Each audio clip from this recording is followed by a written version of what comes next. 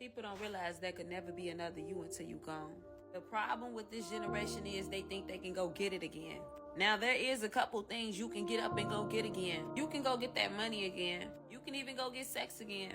Or you can go get them clothes again. You can even go get a duplicate. But I'm going to tell you one thing you cannot go get again. You can never go get that person that you had that will put it all on the line for you.